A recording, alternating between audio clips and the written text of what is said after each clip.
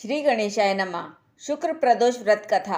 प्रदोष व्रत भगवान शिव की आराधना और पूजन का विशेष दिन होता है।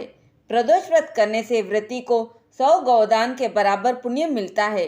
शुक्रवार को पड़ने वाले प्रदोष को शुक्र त्रयोदशी प्रदोष व्रत कहा जाता है। इसे भृगुवारा प्रदोष भी कहा जाता है। जीवन में सौभाग्य की वृद्धि के लिए यह शुक्र प्रदोष व्रत किया जाता है। सौभाग्य है तो धन और संपदा स्वतः ही मिल जाती है। इससे जीवन में हर कार्य में सफलता भी मिलती है। प्राचीन काल की बात है। एक नगर में 3 मित्र रहते थे। पहला राजकुमार, दूसरा ब्राह्मण कुमार और तीसरा धनिक का पुत्र था। राजकुमार और ब्राह्मण कुमार विवाहित थे।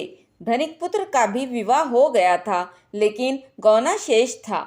एक दिन तीनों मित्र स्त्रियों की चर्चा कर रहे थे। ब्राह्मण कुमार ने स्त्रियों की प्रशंसा करते हुए कहा, नारीहीन घर भूतों का डेरा होता है।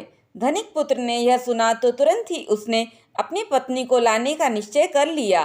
तब धनिक पुत्र के माता पिता ने समझाया कि अभी शुक्र देवता डूबे हुए हैं, ऐसे में बहू बेटियों को उनके घर से विदा करवा लाना शुभ नहीं माना जाता। लेकिन धनिक पुत्र ने एक नहीं सुनी और ससुराल पहुंच गया। ससुराल में भी उसे मनाने की कोशिश की गई, लेकिन वो जिद पर अड़ा रहा और कन्या के माता पिता को उनकी विदाई करनी पड़ी। विदाई के बाद पति पत्नी शहर से निकले ही थे कि बैलगाड़ी का पहिया निकल गया और बैल की टांग टूट गई।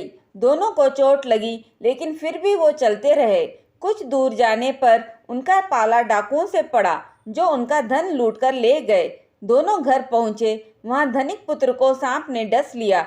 उसके पिता ने वैद्य को बुलाया तो वैद्य ने बताया कि वो 3 दिन में मर जाएगा। जब ब्राह्मण कुमार को यह खबर मिली तो वो धनिक पुत्र के घर पहुंचा और उसके माता पिता को शुक्र प्रदोष व्रत करने की सलाह दी और कहा कि इसे पत्नी सहित वापस ससुराल भेज दो। यह सारी बाधाएं इसलिए आई है क्योंकि आपका पुत्र शुक्रास्त में अपनी पत्नी को विदा करवा लाया है।